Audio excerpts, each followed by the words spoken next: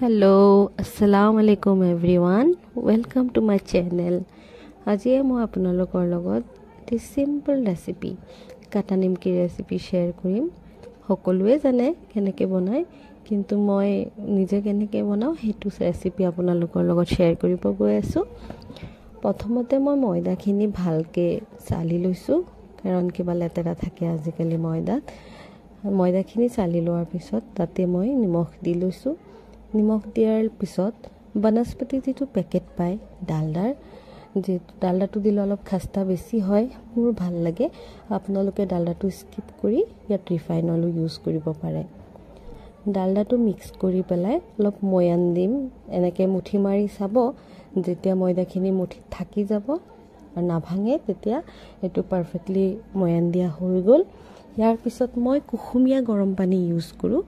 কুহুমীয়া গৰম পানী অলপ দি পেলাই ভালকৈ ময়দাটো যিমান ধুনীয়াকৈ পাৰোঁ ডো এটা বনাম।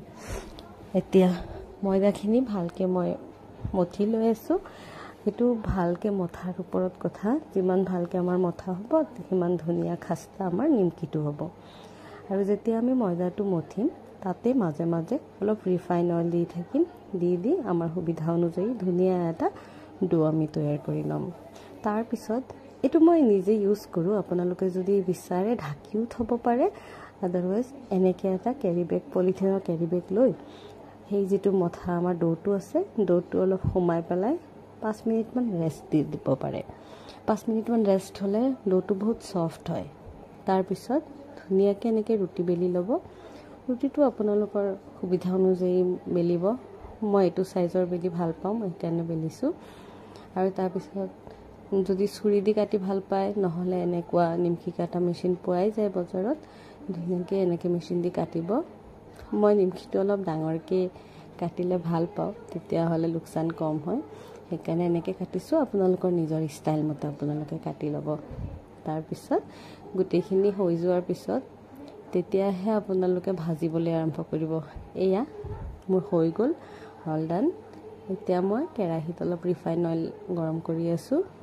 তেলটো যেতিয়ালৈকে ভালকৈ গৰম নহয় তাৰ আগতে আপোনালোকে নিমকিটো নিদিব, নহ'লে নিমকিটো ভালকৈ ভাজা নহয়। তাৰ নিমকিটো হয় একেলগে একগোট খাই যোৱা যেন লাগে, কিন্তু যেতিয়া তেলত দিম আমি ধুনীয়াকৈ সেইখিনি এৰাই যায়। তো তেলত নিমকিখিনি দিয়াৰ পিছত ধুনীয়াকৈ লাহে লাহে ভাজি ল'ব।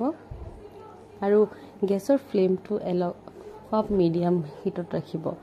বেছি হাই কৰি দিলে আকৌ নিমকিখিনি আমাৰ লগে লগে কালাৰ হৈ যাব, কিন্তু নিমকিটো খাস্তা নহয় আৰু ভালকৈ ভাজা নহয়। সেইকাৰণে অলপ ধৈৰ্য ৰাখি পেলাই নিমকিটো ভাজিব লাগিব ল' মিডিয়াম হিটত। সেয়া মোৰ অলমষ্ট ভাজা হৈ গ'ল। আৰু এইটো অলপ কালাৰটো কম হোৱাৰলৈকে মই নিমকিটো নমাই ল'ম, কাৰণ নিমকি নমোৱাৰ পিছত আৰু অলপ নিজে নিজে কালাৰ হয়। সেয়া হৈ গ'ল মোৰ নিমকি। থেংক ইউ আপোনালোকে ইমান ধৈৰ্য সহকাৰে ভিডিঅ'টো চোৱাৰ কাৰণে।